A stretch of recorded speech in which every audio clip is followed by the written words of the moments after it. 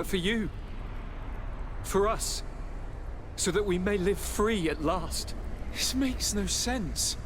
You despise my descending the... He himself. All you have to do is to bind yourself here, with me. And we will be gods together, forever.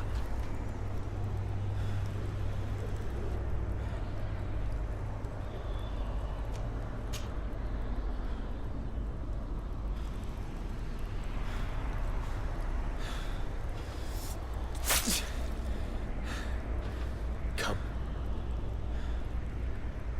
Trust me.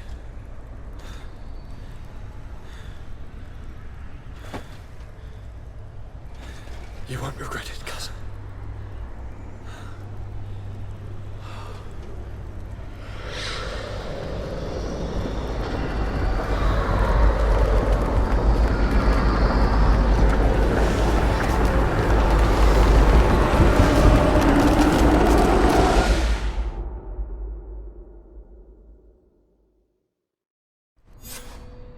Who could have predicted, when my two young students left the port of Serene, that they'd become the gods of Teofredi, thus plunging the world into chaos? Certainly not me. So it seems that I am a poor teacher. Amongst those who had tried to prevent the ritual from taking place, only a handful of dazed survivors remained, helplessly facing hordes of creatures following the orders of the two cousins. Afra and Petrus, former rivals, fell together. They couldn't accept this treason from the one they believed in. As for Vasco, he managed to run away and join the Nort fleet. Rumor has it that he went to their island, his heart full of bitterness, and never left it again. With his help, Kurt managed to leave Teofredi, but only to die on another battlefield. Siora had done well to go back to her sister, who tried to lead a rebellion for a while, but just like the rest of the clans, she eventually acknowledged the power of their new gods. Exiled from the island, all our nations sunk into a state of constant warfare, each accusing the others of being responsible for their terrible defeat. The congregation is now on the verge of falling, and I have no doubt that the others will follow. The lives which haven't been taken by war will be taken by the Malicor. On Teofredi, the Norts report that nature has reclaimed its rights in the cities. After a period of chaos that saw the death of many rebel islanders, the survivors reportedly all ended up acknowledging the power of the two cousins. But sadly, this is nothing but hearsay, since the news we receive is scarce and getting even more so.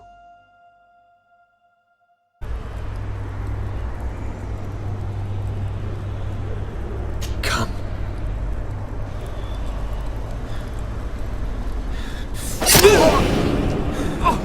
What a shame.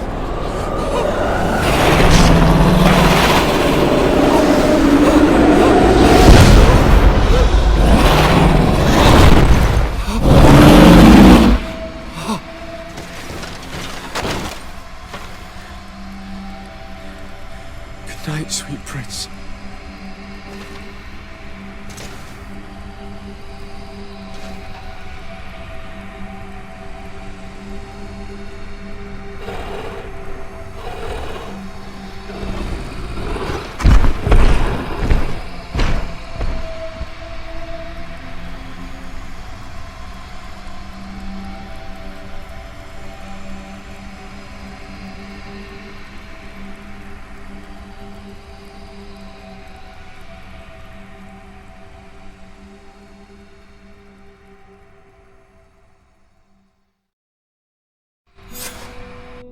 After the fall of Constantine, my young student managed to establish stronger links between the old nations and the natives. Some of their Donegada were even invited to the continent, and with their help, it slowly became a land filled with life again. And for the first time in a long while, the number of cases of the Malichor is decreasing. Those who bravely fought at Dor had Gennadu were celebrated everywhere. After all, if it weren't for this unlikely alliance, the island would have fallen into Constantine's greedy hands. Sieglinde took Kurt as an advisor, but he insisted on keeping his place alongside his former student and friend, watching his back, as he always had. Siora obtained the title of Marl of the Red Spears alongside her twin. She leads them with wisdom, but often reunites with the one she still calls her Karants. Afra set aside her weapons and went back to her research on the native culture and flora of the island. It is said that she is even writing a book with the help of Dunkas's clan when not visiting her friends. For his bravery, Vasco was awarded the rank of commander. He now travels the sea at the head of a whole fleet, but he often comes back to visit his brother-in-arms. Petrus's ambitions have finally been fulfilled. He obtained the much-coveted title of Cardinal. Despite the responsibilities implied by such a title, he still sometimes visits the one he calls his child. Despite the help Ulan received, which allowed him to restore the importance of the seaside Nemeus, he still had to renounce the role of Marl as he faced the contempt of the other clans. Her friendship with Aranaikse helped Deirdre to overcome her reticence. She willfully accepted to follow the orders of her new High King.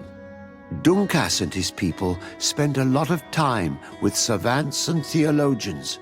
Patiently, they shared their knowledge of the earth and learnt new techniques from one another, and in so doing, they restored balance between the New World and the Old.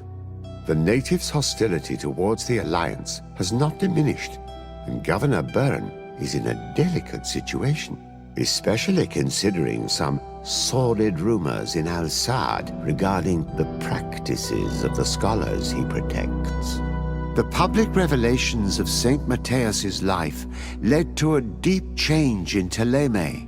The Ordo Luminis was dismantled for good, and the missionaries' purpose is now to establish dialogue rather than conversion. Aware that their culture of secrets would lead them to their demise, the Nords changed their methods. They welcomed numerous new recruits amongst them, notably natives. Under Sieglinde's control, the Guard returned to the honorable values that had made its reputation. And they did so all the more easily now that their shadiest members were out of the picture.